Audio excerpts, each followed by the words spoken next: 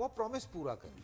मैं अगर आपको ये प्रॉमिस कर रहा हूँ कि मैं आपको एंटरटेन करूँगा 1.5-2 घंटे, और मैंने आपको बुलाया और मैंने आपको एंटरटेन किया, जैसे कि फ़हद की कुछ फिल्म्स आई, अली ज़फ़र की फिल्म आई, हुमायूं की फिल्म्स आई, सो उन्होंने वो प्रॉमिसेस पूरे किए हैं। अच्छी फिल्म, ठीक है, बहुत अच्छी फिल्म्स थी। और वो प्रॉमिसेस जब पूरे हो जाते हैं, हम अगर ये कह रहे हैं कि हम आपको डराने के लिए बुला रहे हैं या एक हॉरर फिल्म है जिसको आप आके देखेंगे, हम तो नहीं कह रहे कि हम उसमें नाच गाना करेंगे या हम आपको एंटरटेन करेंगे, हमने ऐसी कोई बात नहीं की ना।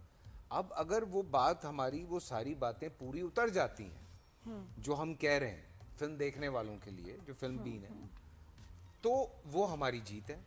अगर हम, अब यही हुआ कि जो लोग प्रॉमिसेस कर रहे हैं वो प्रॉमिसेस पूरे नहीं, और नजर आ रहा था ना स्टोरी ना कास्टिंग। देखिए लोग पैसे खर्च कर रहे हैं ना भाई, टिकट खरीदते हैं लोग भाई, आज के दौर में आप बेवकूफ नहीं बना सकते, नहीं बना। तो ये नहीं कह सकते आप पाकिस्तान की चीजें तो जी ले लें, आप उसकी क्वालिटी भी ऐसी बनाएं। भाई आप नेटफ्लिक्स की अभी बात कर रहे हैं, कुछ इंडियन सीरीज के मैं देख रहा था कितने मिलियन व्यूज हैं, तो एक बहुत कोई उन्होंने बड़ी सीरीज बनाई जिसके 4.2 मिलियन सीरीज अपना व्यूज थे, तो मैं हंस रहा था, मैंने कहा अबे भाई 8 मिलियन तो मेरे पहले एपिसोड के हुए हैं, बिल्कुल, तो इससे ज्यादा व्यूज तो हम उठा रहे हैं। बिल्कुल सर, क्या बात कर रहे हैं? बिल्कुल, और वो उस पे खुश, में पता है ना, ये तो उन्होंने नेटफ्लिक्स को बर्बाद कर दिया इंडियन कंटेंट ने।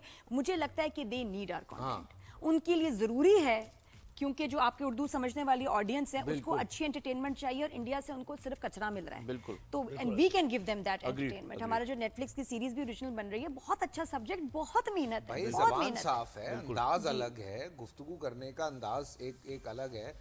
आपने एक्सपीरियंस किया है through out last few days कि जिस तरह से वो जहालत चीख रही थी और तालीम बात कर रही थी, तो आप लोगों ने खुद एक्सपीरियंस किया। अच्छा फैसल, इससे ही मुझे ये बताइए, आपने याद भी दिला दिया हमारे सेलिब्रिटीज का, या सभी जितने भी लोग हैं जो किसी अच्छी जगहों पे काम कर रहे हैं, ब्यूरोक्रेट्स हैं, जो भी अपनी अपनी कैपेसिटी में जिनकी से है, लोग उनको सुनते हैं, कितनी जिम्मेदारी बन जाती है ऐसे मौकों पर जब इंडिया पाकिस्तान या कोई मुल्क पर कोई क्राइसिस आए, तो उनका बोलना बहुत जरूरी है। मुझे लगता है कि अगर आपको आदत है, आप बात करते हैं, कुछ लोग होते हैं इंट्रोवर्ट होते हैं, नहीं बात करते, कुछ लोग होते हैं जैसे मैं हूँ, मैं बोलता हूँ, कोई भी ऐसा मसला होता है, किसी की ज़िंदगी का मसला है, किसी का कोई मसला है, मैं बिल्कुल बोलता हूँ और बोलना चाहिए। लोग कहते हैं एक्टर्स क्यों बोलते हैं, भाई कुछ नहीं, मैं कहता हूँ मर के 20-25 लाख तो मेरी बात सुन ही लेंगे ना। बिल्कुल। तो अगर इतने लोग मेरी बात सुन लें, तो मतलब मैं 1% तक पाकिस्तान में अपनी बात पहुँचा रहा हूँ। सो खत्म हो गया ना मेरी जिम्मेदारी। कम से कम अल्लाह ताला ने अगर मुझे कोई नाम दिया, मकाम दिया, मेरे ऊपर कोई जिम्मेदारी डाली है, तो मेरे फराइज में ये चीज शामिल है। Art has no boundaries, artist की बाउंड्रीज है, आर्ट की बाउंड्रीज नहीं है। बिल्कुल, आर्ट की कोई बाउंड्रीज नहीं है, ये बात मानने वाली है। लेकिन देखें, एक बात मेरा दोस्त बड़ा अच्छी कहता है, शहजाद नवाज, कि वल्दियत और वतनियत नहीं बदली जा सकती। बिल्कुल, तो ये बात ऐसी है ना कि ये बात हम कोड करते हैं, बिल्कुल ऐसे। तो वतनियत तो नहीं बदली जा सकती। जब आपके घर तक कोई परेशानी आने लगती है ना, आप घर के आगे, बेशक घर में 100 फड्डे चल रहे हैं, हमारी टीम में 100 फड्डे हुए होंगे, ठीक है, लेकिन आज जब हम खड़े होकर फिल्म की बात कर रहे हैं, तो हम एक टीम बन के बात कर रहे हैं। तो इसी तरह से पाकिस्तान है। आप हमें जबानों पे लड़वा लें, मसलक पे लड़वा लें, आप हमें शहरों पे लड़वा लें, लेकिन जहां बात पाकिस्तान की आएगी, सब नहीं बॉस, बिल्कुल पाकिस्तान, फिर बाकी बात, इसीने तो इज्जत दी है, फिर आपकी फॉलोइंग, आपके व्यूज, आपकी सब्सक्रिप्शन, सब एवरीथिंग। फिर आपके लिए उससे बढ़ के कोई नहीं है। बिल्कुल भाई, जहां आज़ादी के साथ आप अजान दे सकते हैं, नमाज पढ़ सकते हैं, कुर्बानी कर सकते हैं, अपने बच्चों को गिरजाघर जा सकते हैं, आप मंदिर जा सकते हैं, सब अपना काम कर, जहां आज़ादी के साथ ही आप सब कर सकते हैं।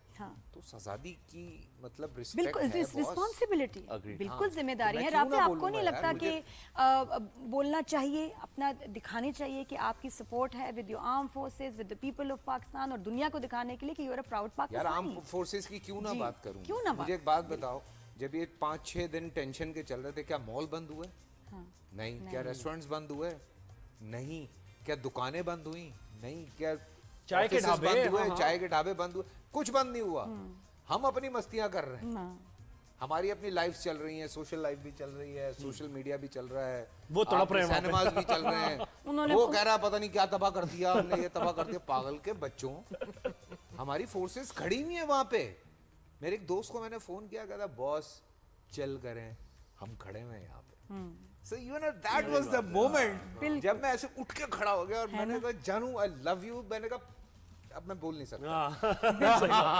तो जबरदस्त फिर बात है ऐसी, और हमारे लिए हमने अपनी जिंदगी में ऐसा मोमेंट देखे हैं ये जो गुजरे हैं, हमारे पीएफ, हमारी पाकिस्तान एयरफोर्स, हमारी आर्मी, हमारी navy, we feel so proud यार।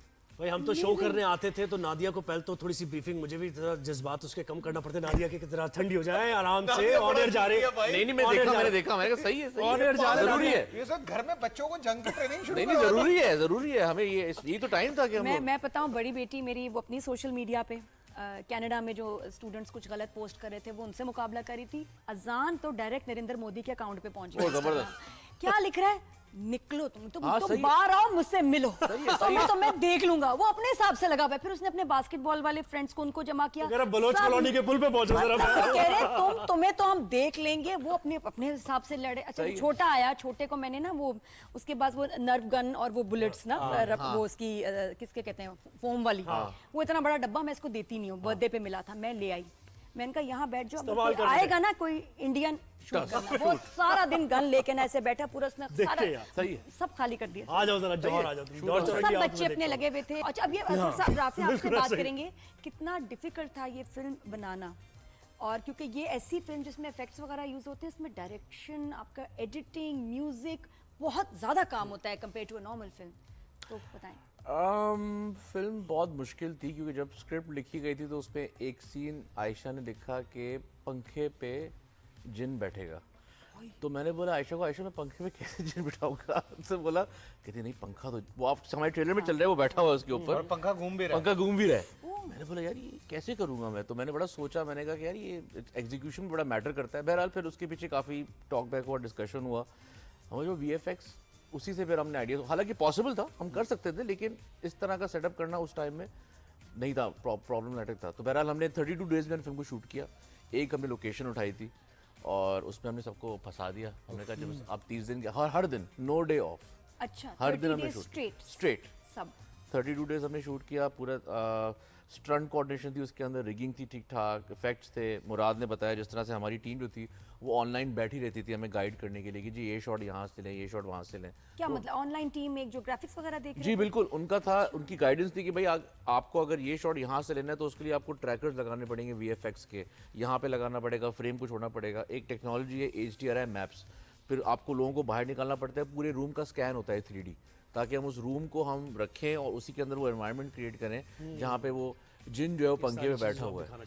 सो एक काफी, और इसमें देखिए ये डायरेक्शन में ये भी प्रॉब्लम होगी ना कि और मूवी में तो मसाला सारा डालना है, आपने गानों से भी उसको ऐड ऑन कर दिया, कुछ कॉमेडी भी डाल दी, कुछ कैरेक्टर्स, इसमें तो आपको बड़ा फोकस रहना है, एनवायरनमेंट क्रिएट करनी है, सस्पेंस बिल्डअप करना है, हॉरर का वो माहौल क्रिएट करना है, एटमॉस्फेरिक हॉरर हम उसको कहते हैं कि लोग बैंग पे हिल जाएं, तो वो मोमेंट्स क्रिएट करने पड़े। और वो जो ये समीना पिरज़ादा की ये जो बेड ऐसे ऊपर उठता है, हाँ वो कैसे किया? बस वो कमाल मैजिक। और मेकअप बहुत अच्छे। मेकअप बहुत अच्छा। फयाज साहब हमारे प्रोस्थेटिक्स पे थे, उन्होंने बहुत अच्छा लुक दिया समीना जी को। तो मुझे नाम से दीमक नाम किसने ये सजेस्ट मैंने किया? भी पूछना था। हाँ, ये पूछा था। ये Name मैं is perfect. क्रेडिट दूंगा हमारे जो कंटेंट एग्जीक्यूटिव सैयद नबील साहब, सैयद नबील और शाहिद निज़ामी साहब ड्रामे लिखते भी रहे हैं और उनका एक बहुत अच्छा आइडिया था कि हम इसको दीमक का नाम दें। हम सब थे यार वो एक ऐसा अमेजिंग, मतलब हाँ वो मतलब अंदर से खाई जा रही है। थोड़ा ईद की भी तो बात करें ना। हाँ बिल्कुल करें। राफे की ना ईद पे पिक्चर्स आती हैं कि ये गांव जाते हैं फैमिली के साथ, बहुत जबरदस्त। मेहताब जी के साथ पिक्चर्स फैमिली के साथ बहुत जबरदस्त। आपकी ईद को बड़ी स्पेशल होती है, तो उसके बारे में बताएं। जी हम अपनी ईद सेलिब्रेट करते हैं लारकाना में, गांव में, और वहीं से हमारा जो है वास्ता है, तो एवरी ईद हम लोग वहीं पे होते हैं, फैमिली के साथ जाते हैं 3-4 दिन।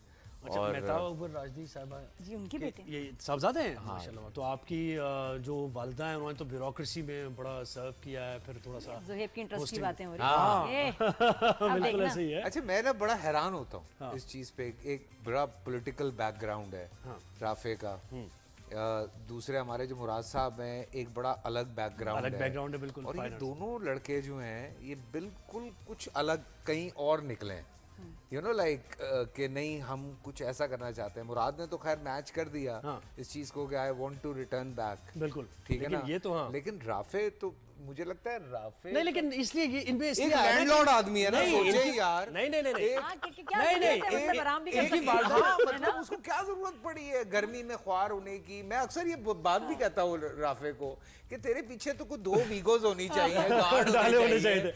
कोई लैंडलॉर्ड आदमी है भाई।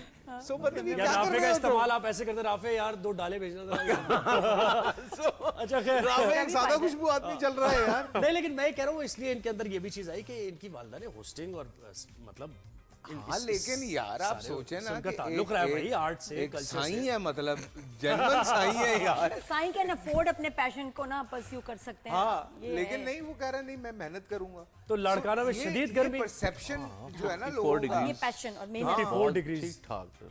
भाई गर्मियों का हाँ बहुत खराब तो थी। ईद पे कोई प्लान है? रेस्ट कर रहे हैं या कहीं मतलब गांव जाके उसके बाद कहीं खाने वाने होते हैं, दावतें कैसी होती हैं?